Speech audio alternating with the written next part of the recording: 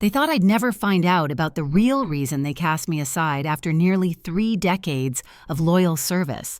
But last week, I got the most satisfying phone call and bank deposit of my entire life. My name is Darlene Whitaker. I'm 63 years young, and for 28 of those years, I was the warehouse operations manager for Bramthor Legal, a big-shot law firm in Salt Lake City. I didn't just manage their warehouse, I built its backbone. I designed inventory systems that saved them hundreds of thousands, maintained an accident-free record for over a decade, and even got us state recognition for our safety protocols. I practically bled Bramthor blue. What I didn't know as I packed up my desk for retirement was that the budget constraints they cited for denying my contractual bonus were a lie, and the modernization they claimed necessitated my replacement was a sham, designed to push me out and claim my life's work as someone else's. But little did they know I'd sown a seed 15 years prior, a tiny clause in a contract, waiting for just this kind of betrayal. If you've ever been undervalued, disrespected, or discarded by an employer, you gave your all to comment below and subscribe because you're going to want to hear this. Trust me. If you've ever dreamed of seeing corporate arrogance meet its match, this story will give you the kind of satisfaction that warms you from the inside out. They tried to erase me, but they ended up writing me a very, very big check. I started at Bramthor Legal when I was 35, a single mom with a knack for organization and a fierce determination to provide for my son. The warehouse back then was a chaotic mess, a forgotten dungeon of dusty boxes, misplaced files, and a system that relied more on sticky notes and good intentions than actual logic. It was a logistical nightmare, especially for a law firm dealing with critical, often irreplaceable client documents and evidence. I saw potential not just for myself, but for the company. Over the years, I poured my heart and soul into that place. I wasn't just clocking in and out, I was innovating. I designed a meticulous barcoding system long before it was standard in similar-sized operations that slashed retrieval times. I reconfigured the entire layout for optimal flow, increasing loading dock efficiency by a solid 25%. My safety protocols became legendary. We went 10 straight years without a single lost-time accident, earning us a commendation from the Utah Occupational Safety Board. Loss and theft, a quiet drain on any warehouse, dropped by 30% under my watch. I wasn't just an employee. I was an architect of efficiency, a guardian of their physical assets, saving them conservatively hundreds of thousands of dollars over my tenure. The power dynamic was always clear. Bramthor Legal was the employer, I was the employee, but for years it felt like a respectful partnership. The firm's partners, old Mr. Bramthor himself in the early days, appreciated my dedication. They saw the results, but as the years passed, old Mr. Bramthor retired, and a new wave of management, sleeker and more corporate, took over. That's when I met Catherine Walsh, the HR director. She was all polished smiles and corporate jargon, a stark contrast to the more down-to-earth leadership I'd been used to. She ascended the ranks, and her influence grew, shaping the company culture into something less personal, more transactional. The first red flag, a tiny blip on my radar, appeared about 5 years before my planned retirement. Whispers of streamlining and consultant reviews began to circulate. It was then, during a routine contract renewal, that a little voice of caution born from seeing too many good people let go unceremoniously in other companies prompted me to add something. My then lawyer, a sharp old bird named Harold, helped me draft it. Section 12.7. It was a specific clause stating that if my documented operational procedures and systems were utilized, adopted, or implemented by any external consultant or new management within 5 years of my departure without my written consent and appropriate compensation, a significant financial penalty would be due to me. At the time, I hoped it would be an unnecessary shield, a just in case. My team in the warehouse were good people. Jacob Williams, my second-in-command for 15 years, knew my systems inside out, a quiet, diligent man who valued order as much as I did. Patricia Evans, a lead on the floor, was a whirlwind of efficiency, and Danny Rodriguez in shipping could practically make boxes fly. They were my work family. They saw the dedication, the late nights I pulled, the weekends I came in to oversee critical inventory shifts. They knew. My attempts to resolve things peacefully, or rather to secure what was rightfully mine, began subtly. A year before my retirement date, I had a meeting with Catherine Walsh to discuss the transition. I mentioned my contractual retirement bonus, a significant sum promised for long service. She'd smiled vaguely and said, "Of course, Darlene, we value your contributions." But her eyes never quite met mine. The psychological impact of the impending retirement was mixed with a quiet unease. I was looking forward to more time for my grandkids, for my garden, but a part of me felt a premonition, a shadow I couldn't quite name. I coped by ensuring all my procedures were meticulously documented, my warehouse Bible, as Jacob called it, updated and easily accessible. I thought I was preparing for a smooth handover. I had no idea I was actually preparing for war. The final straw was approaching, disguised as a retirement send-off. The whispers about a logistics guru being brought in to shake things up grew louder. I told myself it was just corporate speak, that they wouldn't dare dismantle something so proven, so effective. Oh, how wrong I was.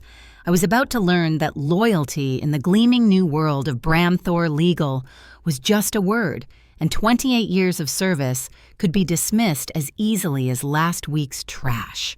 The trigger event, the one that slapped me awake from my naive dream of a respectful send-off, came during my final week. Catherine Walsh called me into her sterile, minimalist office.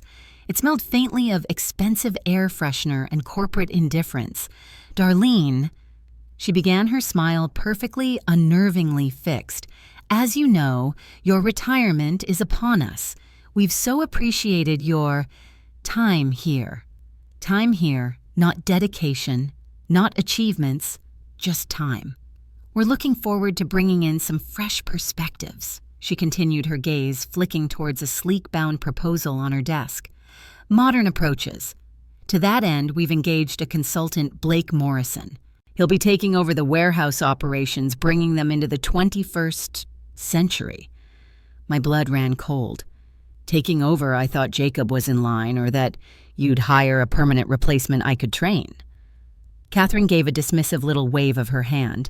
"Blake comes highly recommended. He has a more strategic vision. And Darlene, about that retirement bonus." She paused, picking at an invisible speck on her mahogany desk. "Due to unforeseen budget constraints and our significant investment in this new operational overhaul, we won't be able to process that bonus at this time." I sat there stunned into silence. My hands gripped the arms of the ridiculously uncomfortable guest chair. 28 years. Systems that saved them a fortune. An accident-free record. My bonus contractually promised, all dismissed. Budget constraints. I finally managed my voice tight. "Catherine, my systems have saved this company hundreds of thousands. The bonus is in my contract." "Contracts can be revisited in light of business necessities, Darlene," she said coolly.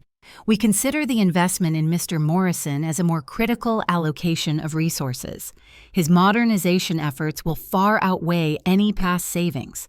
She then had the audacity to slide a generic "thank you for your service" card across the desk. I felt a coldness settle in my chest, a chilling clarity. I nodded slowly. "I understand completely, Catherine." Outwardly, I projected weary acceptance. But inwardly, a tiny forgotten file in the recesses of my mind clicked open, Section 12.7. I had been preparing for this day, or a day like it, for a very long time. I didn't argue further. What was the point? She had made their position clear. My initial response was a profound sense of betrayal, a deep, aching hurt. I felt utterly defeated, like a fool for believing my dedication meant anything more than a line item on a spreadsheet. Blake Morrison arrived the next day, all slicked-back hair, an expensive suit that looked out of place in a warehouse, and the kind of arrogant smirk that made you want to check your wallet. Catherine Walsh introduced him at a brief, awkward staff meeting. My official last day was still a few days away, so I was there a ghost at my own wake. Morrison didn't waste time. After Catherine's glowing introduction, he stepped forward. "All right, team," he began, his voice oozing condescension. "I've had a cursory look at your current processes. Frankly, it's a miracle anything gets done around here. Old-timers like Darlene, he said with a cursory nod in my direction that was more insult than acknowledgement. Well, they mean well, but they often don't understand modern logistics. Her outdated methods were holding you back from reaching your true potential. He actually likened my meticulously designed, award-winning processes to a horse and buggy. I saw Jacob flinch. Patricia's jaw tightened. Danny looked like he wanted to throw a packing tape dispenser at Morrison's head. I stood there numb as this consultant publicly trashed my life's work. This was his retaliation for my mere existence, his way of establishing dominance. Later that week, Jacob quietly approached me. Darlene, this guy is a menace. He's asking for all your procedural documents, your warehouse Bible. Give them to him, Jacob, I said, a strange calm washing over me. Give him everything. Patricia joined us, her eyes flashing. He told Danny that the first thing he's going to do is rip out the old paper-based tracking system. He clearly hasn't even looked at the digital inventory system you built. It was clear I wasn't alone in my assessment of Morrison. My old team, my allies, were already seeing him for what he was. The stakes were raised. It wasn't just about my bonus anymore. It was about my legacy, about the smooth, safe operation of the place I'd built, and about the well-being of the team I was leaving behind. Morrison wasn't just trying to silence my contributions. He was actively trying to erase them all while I suspected planning to use their core. The injustice burned, but so did a flicker of something else, a grim resolve. He was walking right into a trap of his own making, and I had the key. My official last day arrived. Bramthor Legal held a perfunctory morning tea, a cheap cake, a few lukewarm speeches. Then the main event, Blake Morrison was scheduled to present his revolutionary new vision for the warehouse to the executive team in the main conference room. Catherine Walsh, beaming, invited me to attend, probably as a final public humiliation. See Darlene. This is progress. I went. I sat at the back, a silent observer. Morrison, with a PowerPoint presentation that was heavy on buzzwords and light on substance, began. For too long, he declared, gesturing dramatically at a slide titled The Morrison Method, a paradigm shift in warehouse logistics. Bramthor Legal's warehouse has operated under antiquated systems, relying on outdated paper-based tracking and inefficient workflows. He then proceeded to outline his new ideas, a streamlined zone-based picking system, an enhanced digital inventory management interface, and a proactive safety compliance protocol. My breath caught. He was describing almost verbatim the core components of the systems I had designed and implemented years ago, systems that were fully documented in the warehouse Bible he now possessed. He'd just slapped new, fancier names on them. This was it, the major revelation. The antagonist's true nature, a plagiarist and a charlatan, was on full display, applauded by a room full of executives who either didn't know or didn't care. When he paused for effect after describing his inventory system, I raised my hand politely. "Excuse me, Mr. Morrison," I said, my voice surprisingly steady.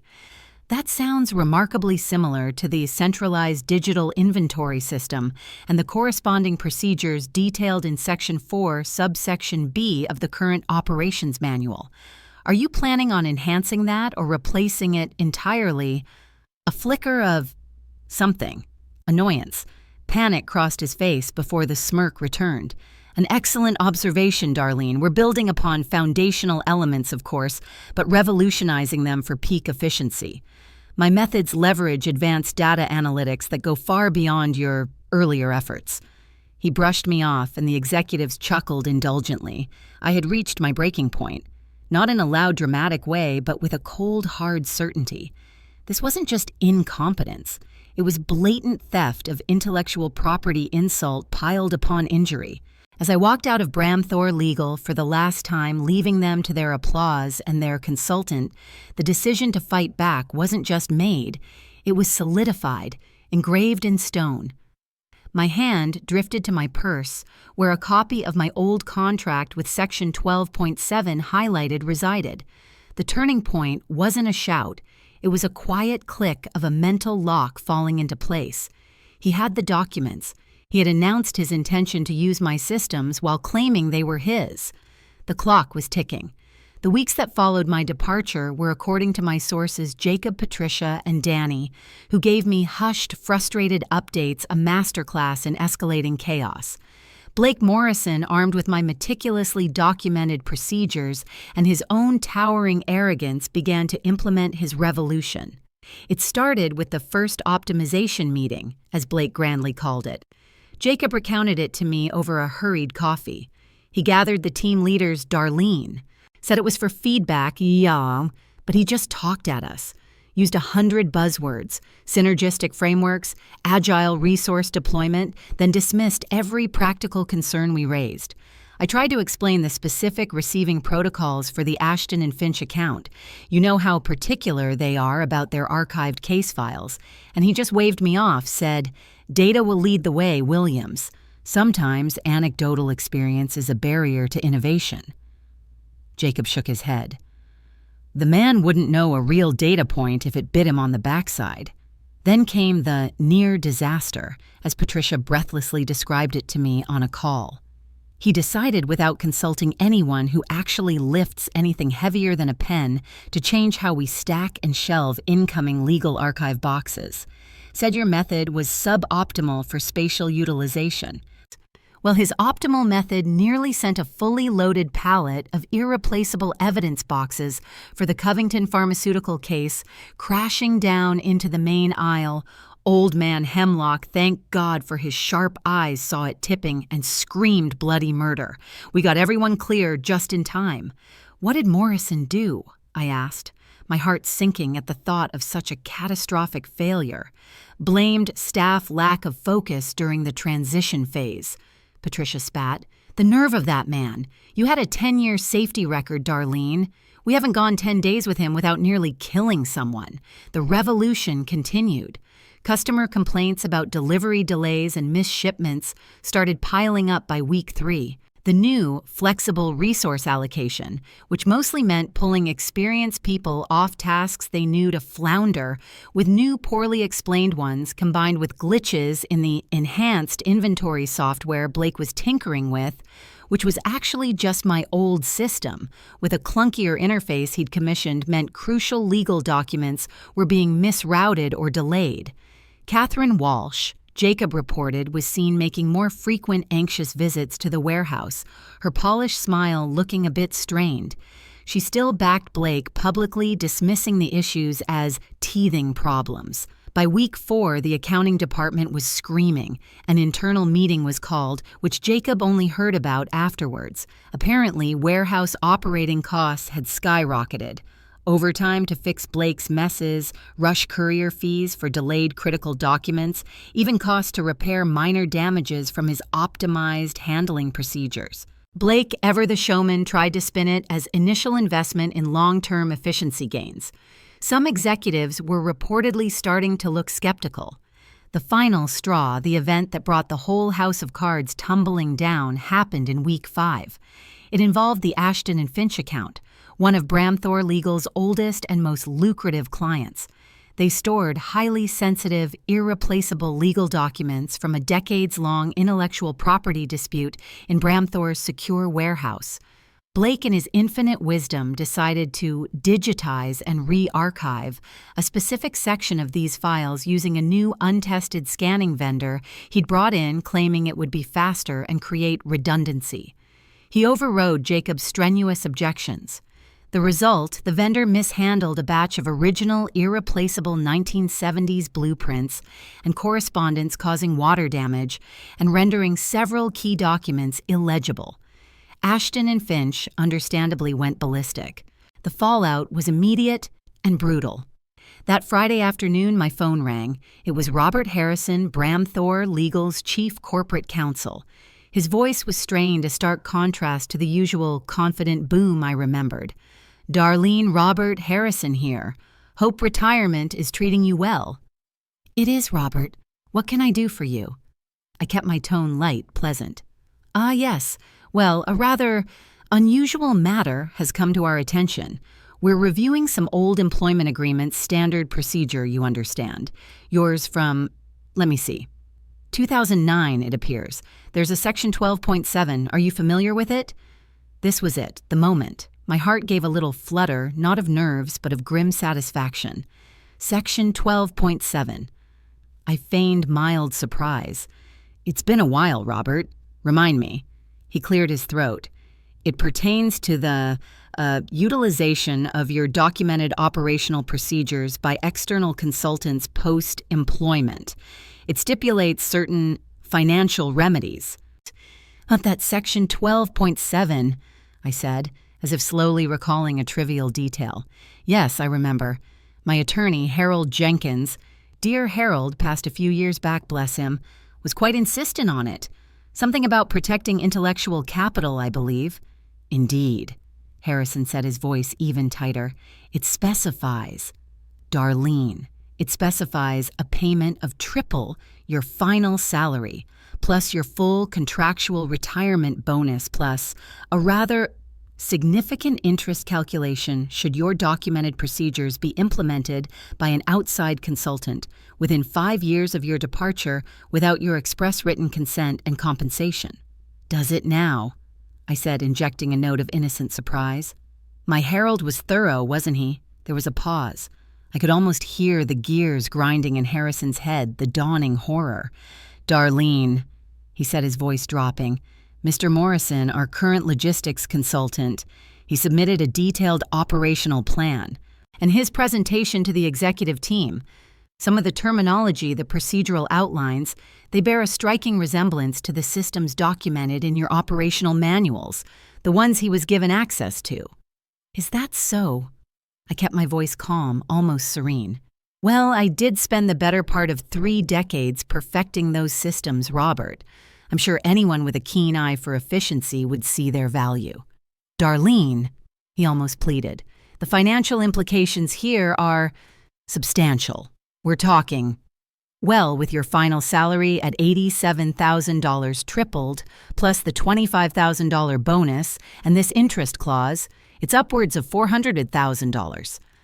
Around $423,000 if my math is correct based on the terms Harold drafted, I supplied helpfully. He was very specific about the interest calculation to account for the long-term value and the risk of such a situation. Another longer, more profound silence. I see, he finally choked out. My office will be in touch. Or rather, perhaps your attorney should contact us. Margaret Foster is my attorney now, Robert. I'll have her send over a copy of the agreement and a formal letter of demand on Monday. I trust that will clarify things for Bramthor Legal. The truth revelation delivered not in a shouting match, but through the cold, hard print of a contract was complete. The power dynamic had flipped so fast, it probably gave them whiplash. Not 10 minutes later, my phone rang again. Caller ID Catherine Walsh. Darlene! Her voice was high-pitched, laced with a panic she couldn't conceal. Robert Harrison just spoke to me. This is a misunderstanding, a terrible, terrible misunderstanding. Is it Catherine? I asked, my voice like chipped ice. Yes. Blake simply admired your work. He was building upon it as a tribute. A tribute for which he claimed full credit and dismissed my entire career as a horse and buggy operation, a tribute that involved denying me my contractual bonus due to budget constraints that didn't seem to apply to his exorbitant fees, a tribute that has now, I hear, caused significant operational and client damage. The line went quiet for a moment, then desperately, Darlene, please, we can resolve this amicably. There's no need for lawyers and demands. Let's talk. What do you want? My moment of triumph. Clear, cold, and utterly satisfying. What I want, Catherine, I said slowly and deliberately, is exactly what Section 12.7 of my 2009 employment agreement stipulates: payment in full of the $423,000. I also want Blake Morrison terminated immediately for incompetence and unprofessional conduct. And as a matter of principle, I expect my original retirement bonus of $25,000 to be processed separately and with a written apology for the initial denial. I could hear her sharp intake of breath. Darlene, that's non-negotiable, Catherine, I finished for her. My attorney, Margaret Foster, will be in touch on Monday with the formal details. Have a lovely weekend. And I hung up. The immediate aftermath that first 48 hours after my amicable chat with Catherine Walsh and Robert Harrison's dawning realization was, I imagine, pure, unadulterated panic at Bramthor Legal. Margaret Foster, my wonderfully sharp attorney, had the formal demand letter complete with a copy of the highlighted contract and Blake Morrison's own PowerPoint presentation, which Jacob had thoughtfully emailed me a copy of, noting how it was Darlene's greatest hits remixed badly by DJ Clueless, couriered to Robert Harrison's office first thing Monday morning. The first official news I got was a terse call from Margaret late Monday afternoon. "They've received it, Darlene." Harrison called me himself. Sounded like he'd been gargling gravel. He said, and I quote, "We are reviewing the claim with utmost urgency and will revert with our official position shortly," which in lawyer speak means they're currently huddled in a dark room, possibly with smelling salts, trying to figure out how they missed this meteor heading straight for their balance sheet. Catherine Walsh, true to form, attempted damage control. She tried calling me again on Monday twice. I let it go to voicemail. Her messages were a masterclass in strained politeness and barely concealed desperation, rambling about finding common ground and mutual respect. I instructed Margaret to inform Harrison that all future communications regarding this matter were to go through her. New boundaries were firmly established. I wasn't going to be sweet-talked or guilt-tripped. By Tuesday, the wolves were circling Blake Morrison. Patricia called me practically giddy. "You will not believe this, Darlene." Morrison was summoned to a meeting with Harrison and two of the senior partners this morning. He went in, all puffed up, came out looking like a deflated balloon. Word on the floor is they grilled him about the Ashton and Finch disaster, the rising costs, the customer complaints, and then Harrison apparently produced your contract and his own presentation. He's been confined to his temporary office, pending review. The pending review didn't take long. On Wednesday morning, Jacob called. "He's gone, Darlene." Blake Morrison, escorted out by security not 10 minutes ago, carrying a sad little box of his belongings. Catherine Walsh looked like she'd swallowed a hornet. The memo just went out. Blake Morrison's consultancy has concluded. We thank him for his contributions. Contributions. The man nearly burned the place to the ground. My newfound confidence was less a sudden explosion and more a steady, warm glow. I had stood my ground, armed with foresight and a well-drafted contract. My support system, small but mighty, had been invaluable. Jacob, Patricia, and Danny hadn't just provided information. Their validation of my work and their disgust at Morrison's antics had bolstered my resolve. They were, in a way, other victims of his arrogance suffering through the chaos he created. The official response from Bramthor Legal via their outside counsel, they'd clearly decided Harrison was too close to the fire, came on Thursday. It was a capitulation, though, couched in face-saving legalese. They acknowledged the validity of Section 12.7, in the spirit of resolving the matter expeditiously and without admission of wrongdoing. They agreed to the full payment of $423,000 as stipulated the separate payment of my $25,000 retirement bonus and confirmed Mr. Morrison's departure from the company. And the written apology for the bonus denial was notably weak, a generic sentence about regretting any miscommunication. But I wasn't going to quibble. The money and Morrison's dismissal were the real victories. The funds were wired to my account by Friday afternoon. Seeing that sum appear, $423,000, was a moment of profound, quiet satisfaction. It wasn't just money, it was vindication. It was proof that experience mattered, that contracts mattered, and that underestimating a quiet 63-year-old warehouse manager could be a very expensive mistake. The news of Morrison's firing and presumably the settlement, though the amount wasn't public, spread through Bramthor Legal like wildfire. Jacob told me there was a palpable sense of relief in the warehouse. "It's like a weight has been lifted, Darlene. People are actually smiling again." Patricia added, "They asked Jacob to step in as interim manager. First thing he did, pulled out your old procedural manuals. Said we're going back to systems that actually work." The initial injustice had been swift and brutal. The justice, however, had been methodical, contractual, and ultimately far more devastating to their bottom line and their arrogance than any shouting match could ever have been. I felt a calm sense of power, not a gloating one, but the quiet strength of someone who had prepared for the worst and seen her preparations pay off. It's been about a year now since the great Bramthor Legal fiasco, as I privately call it. Life has a funny way of delivering karma, often not in a thunderclap, but in the quiet, steady unfolding of consequences. My new life is everything I'd hoped for in retirement, and then some. The $423,000 plus my $25,000 bonus, which arrived with that rather pathetic apology letter, has meant true financial security. I paid off the last bit of my mortgage, set up healthy education funds for my grandkids, and treated myself to a wonderful trip to Italy with my sister, something I'd only dreamed of before. My garden is thriving, I've taken up pottery, and the peace of mind that comes from not having to worry about every penny is a gift beyond measure. My greatest professional victory, I've realized, wasn't just designing those systems. It was having the foresight to protect them, and by extension, myself.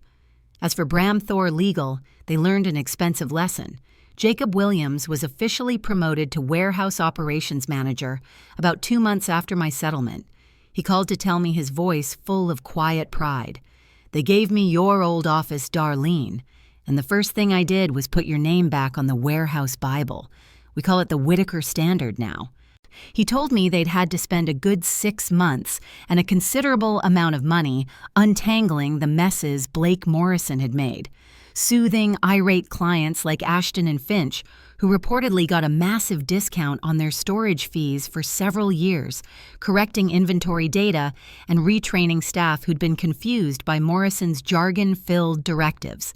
They reverted to my old systems, entirely the very ones Catherine Walsh had dismissed as needing fresh perspectives. The irony wasn't lost on me or anyone at the warehouse.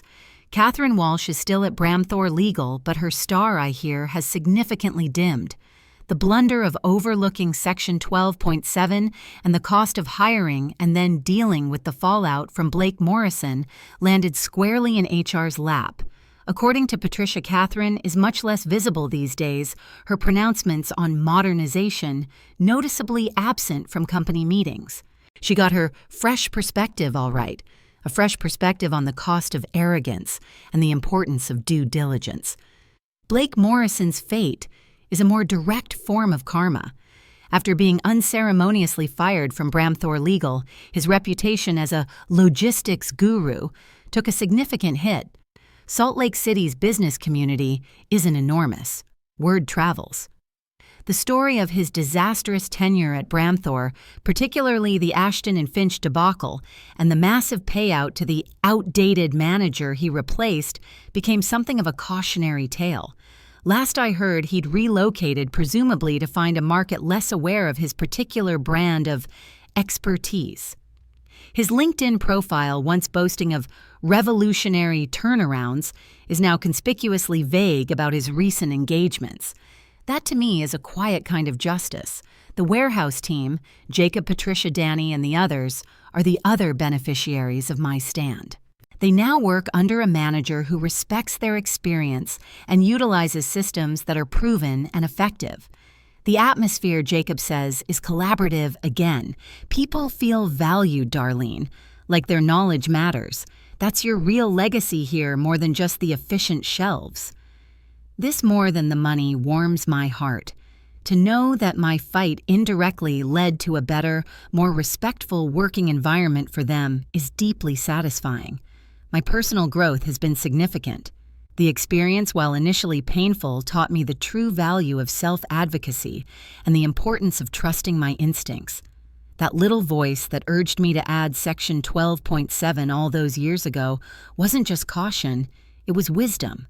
I've become more assertive in my personal life, too, less likely to let things slide or accept less than I deserve. The full circle moment came a few months ago. Jacob invited me to the warehouse's annual Safety Awards luncheon. They'd reinstated it after Morrison had canceled it, deeming it an unnecessary expense. As I walked into the familiar break room, now decorated with photos of the team and a small framed copy of the state safety award I'd helped them win years ago, Jacob raised a glass. To Darlene Whitaker, he said, who taught us that true innovation isn't about fancy buzzwords, but about dedication, intelligence, and always reading the fine print. The cheers were loud and genuine.